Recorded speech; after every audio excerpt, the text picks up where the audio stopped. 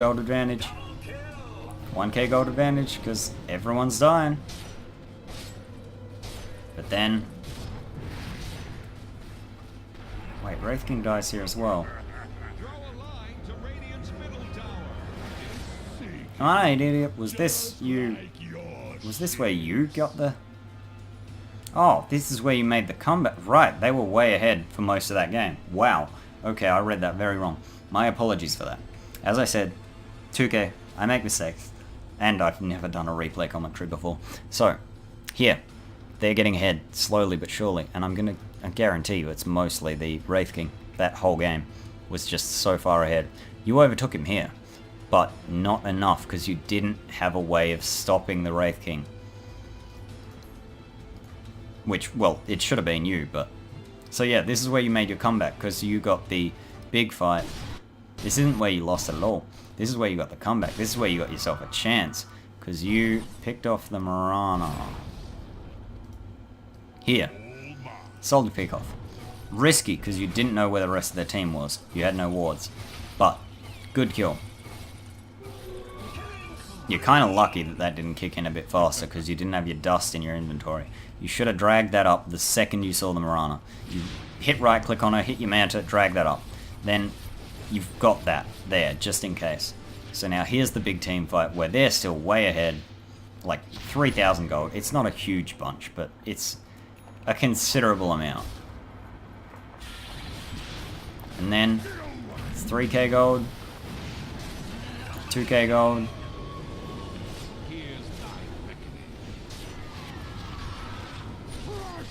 1k, 2k. And then CM dies. 1,000 gold ahead. So this is where you made your huge comeback, because you've killed their whole team except for the Wraith King.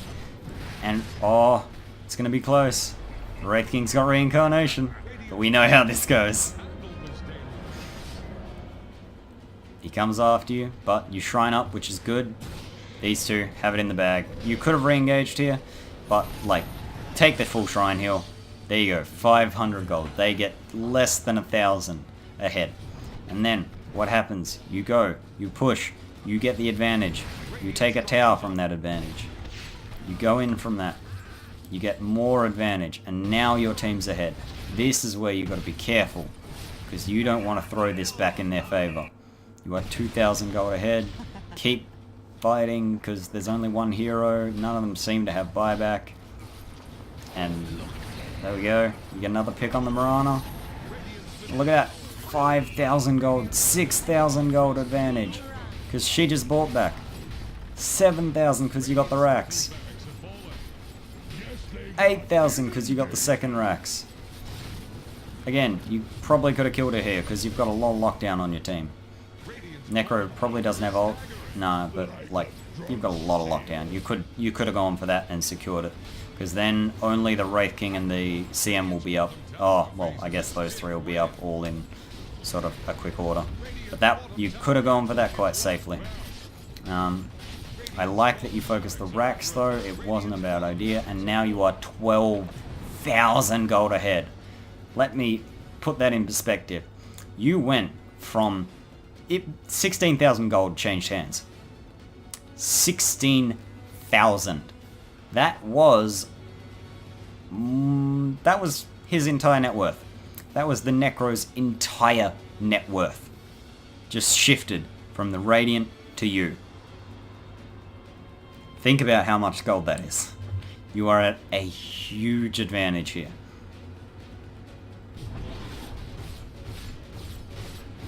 And it's good to watch the replays, because you learn how much gold actually changed and like where the power is. So you probably could have still hit this, but I don't hate your decision to leave. You should have definitely told your team to get the fuck out though. And then this is where things go downhill. We're going to fast forward it and we're just going to watch the gold. 12, 11, 12, 12, 10,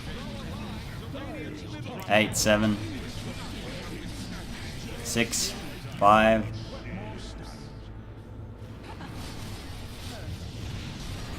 5, 6, good, 8, good,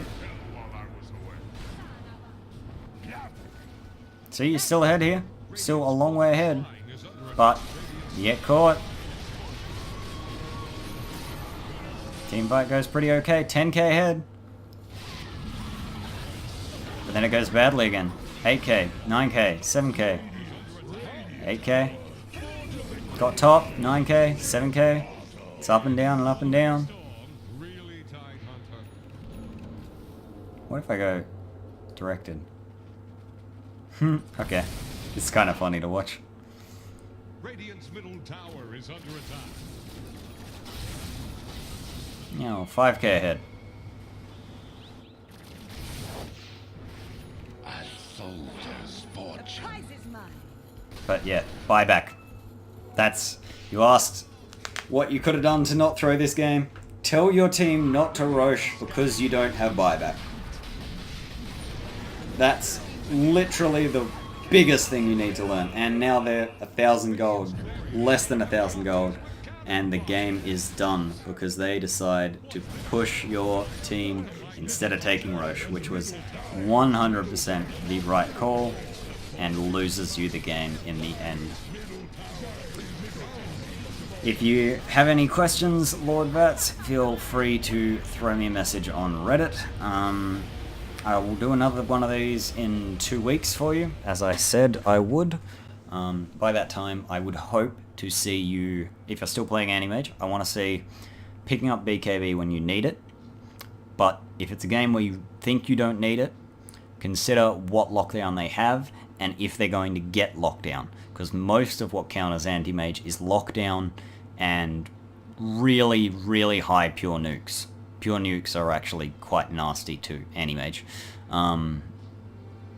I believe Queen of Pain's Agnums is a pure nuke, which you've got to be afraid of. Phantom Assassin's crits are quite scary because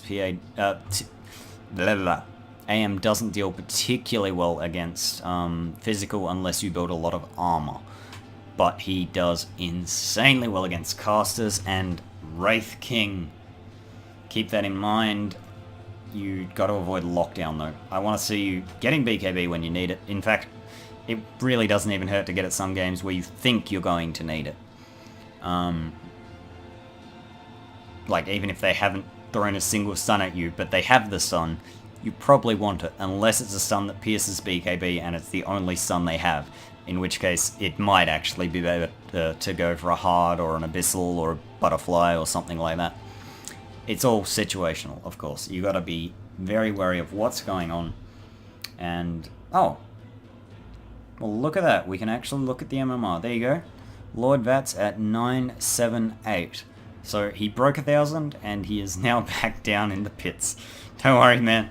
You're playing pretty damn solidly. I am 100% confident if you fix those things I've mentioned, and keep learning and paying attention and not playing when you're not in a state good enough to play. If you're not 100%, go play unranked. That is something that's very important. If you're not 100%, go play unranked. I believe that's all I will say for this, and also, holy fucking shit, this went for a long time. Yeah, make sure to watch your replays, because you will learn where you're strong, where you're weak, what you're doing wrong, if you're getting your last hits you need, if you're playing correctly with your team, all that kind of stuff. You just want to be basically criticizing yourself. Even if you watch the whole thing at 4 times speed and go, oh, we were 1,000 gold ahead, we're behind. And then you go back and you go, oh, this is why we're now 1,000 gold behind instead of 1,000 gold ahead. Watch those little things, you'll learn a lot more about the game. Yeah, and best of luck in your climb. One day, I'm sure if you try hard enough, one day you'll be well above me. Best of luck to you, man. And I shall end that there.